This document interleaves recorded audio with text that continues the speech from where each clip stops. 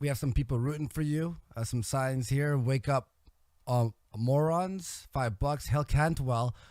A torch march was one of the most beautiful, inspiring things I've witnessed. Hail victory. James says you're an inspiration. And then someone says 1433. Never heard that one before. Is that something? I can explain that one if you like. Yeah, sure.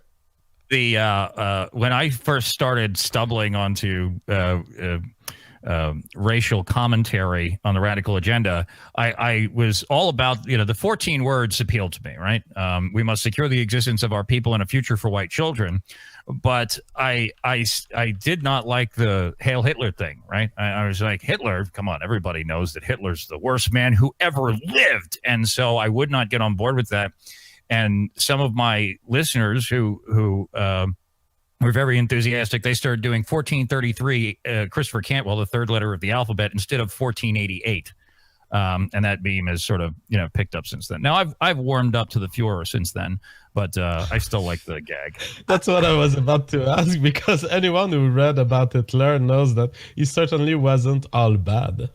Yeah, no, I was none too happy about going to jail, but I read Mein Kampf while I was in there. I read a book called Hitler's Revolution by Richard Teeter, and my perspective was changed on the right there. I like how he wasn't all bad. Yeah, I'm sure serial killers, do good things once in a while too, JF. And they tell me that's not Chad. I was on the Drunken Peasants defending the idea that Hitler had some aspects of his personality that were great. Everyone has aspects of their personality that are great. Of course, that's why it's funny to win these debates. It's just to shit on people, just to fucking... I want to ask you something. I was just messaged here. It says, hi, Andy. I don't know if you're aware, but Chris has some questionable positions on doxing. He says that apparently you shared Ricky Vaughn's docs, and you said in a stream against Coach Red Pill on Baked's channel that you're okay with doxing of your enemies. Is this true? Yeah, doxing is a weapon that you use against your enemies. Yeah. Why? Well, like if you want to harm your enemies, then doxing them seems like a fantastic way to go about doing that. Well, you want to actually physically hurt your enemies. You want to create a air that will have the potential of someone going to their house and hurting them. Well, it depends on the circumstances, right? I mean, not everybody that I get in an argument with needs to have, violence levied against them. But, I want there to be a very high cost for fucking with me. Yeah. So to specify, I think that you are not an advocate of initiation of violence, but you don't reject violence as a means to reply to violence. Yeah, I mean, that's more or less it. I mean, the definition of violence can get complicated, right? Because when we're talking about politics, too, all politics is, the direction of organized violence, right? And so, I'm not talking about. I'm not necessarily limiting the use of force to like immediate self-defense either. And by the way, I don't think that it helps to think of doxing as an act of violence, but it is not in itself a violent act, by the way. And by the way, I didn't dox anybody. Paul Nealon doxed Ricky Vaughn, and I enthusiastically shared the information with the public after the fact. Yeah, there's this whole thing on the internet where doxing is considered an unethical act, but it's often weird that we have to remind people doxing is not even a crime unless you do it with criminal intents further. But I think it's a bitch move, in my opinion. I'll say if you can't battle someone with ideas and you have to go to doxing someone, you lost. Because it's like, I can't argue with you on this point. You're pissing me off. Here, everyone, here's their address. Here's the phone number. It's, in my opinion, I'm very against doxing. I have many enemies of mine. I have many of their doxes. People have like emailed, look what I found. And I'm like, I don't need this. Thank you very much. And I'll erase the email. Someone actually sent me Baked Alaska's docs his entire docs, his family. I didn't even read it. He's like, oh, look what I found. And he's like, you could do what you want with it. And I wrote, I don't need this. And I erased it. I don't need that shit. I think, Chris, I don't mean to be rude or anything, but I'm just going to say it's a bitch move, in my opinion. Okay. I mean, that's one way of looking at it, right? I don't take it lightly to dox people, but you know, Ricky Vaughn was not somebody who is out there trying to win with ideas either. Okay. If somebody is not, if somebody's not arguing in good faith, and the other point of this is that one of the reasons that I was so enthusiastic about the dox of Ricky Vaughn is because Ricky Vaughn was building up a database of doxing people, right? There was the whole entire point of the thing. The whole smart checker agreement that he had that he was trying to sell to Paul Nealon was using his access to, quote, unconventional databases to sell to politicians. And since he was in league with Weave, who's the technical mind between the two top Nazi sites in America, in the world, I thought that was a pretty salient detail, right? This guy's he's trying to sell access to unconventional databases and facial recognition software to far-right politicians. So that was something that I thought was worth exposing. Jared Tim, $20 US says, Bull Gang FDR. I don't know what that means. There seems to be a lot of memes that I don't know about today on the super chat. It seems like we've entered a different universe, Andy. Yeah, seriously. Monster Chief, $5 US says, JF on Radical Agenda. When? Also, Ricky was going to dox people himself for profit, as Chris just pointed out. Go ahead, Andy. No, I was just going to say, okay, like, so you're saying the reason that you're happy about it is he was creating a database that was full of people's doxes to sell. So, he was selling this information. He was literally conspiring to sell this information to politicians, right? And that combined with the fact, Ricky Vaughn started off like an explicit white nationalist. He was a top-notch Twitter troll, right?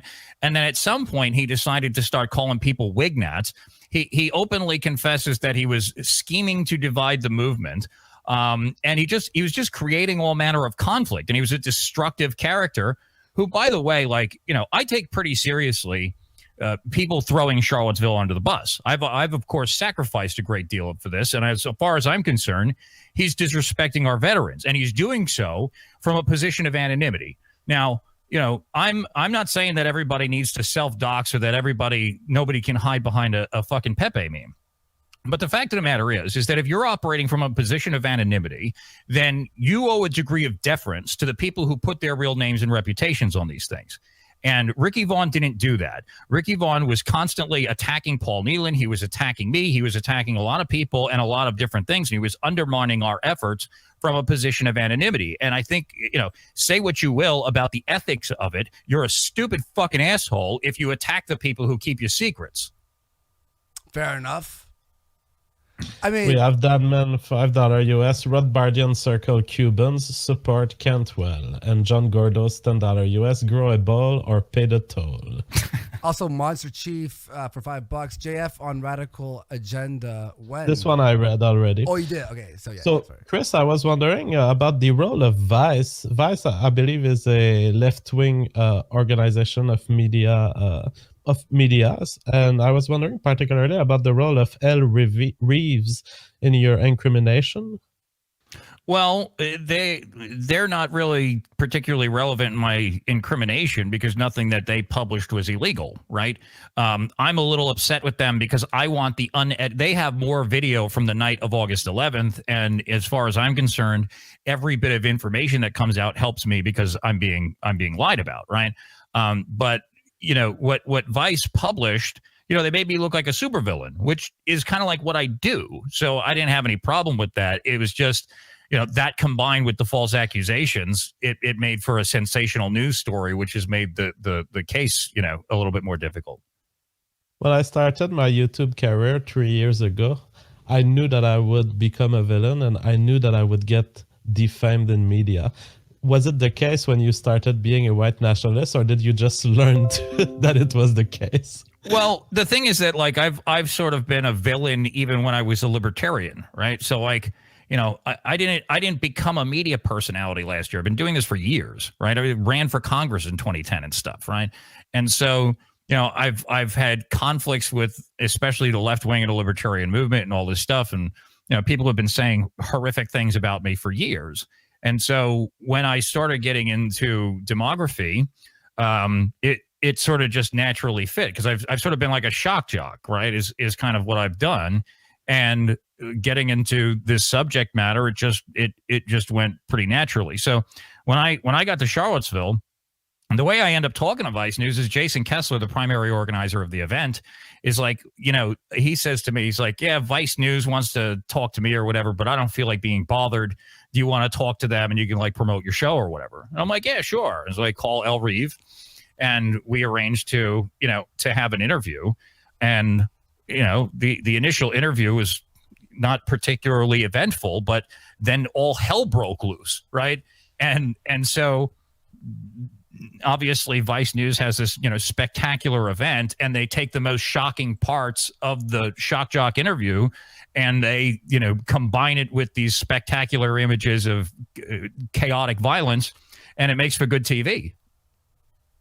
I want to ask you, Jared Tim for 20 says Ricky V blamed Bull Gang for the Texas bombings. You know anything of that? So I don't know that I don't know what all role Ricky Vaughn had to play in that. I know that Andrew Anglin said that. He said these bombings that happen in Texas are obviously Atomwaffen, and who else would do that? And that's like the craziest thing in the world to me. Why would you try to associate bombings with right-wing groups when you have no information about it, right? There was this whole thing that went on Gab. Like, these guys are trying to undermine Gab for some reason because they couldn't control the goddamn narrative there, right? They're like, get a block button, ban these people or whatever. And Torba refused to cave into their demands.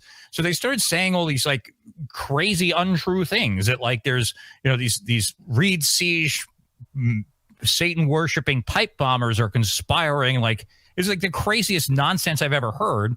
And they just started telling everybody, fuck Gab, go hang out on our forums where we can ban anybody who contradicts us.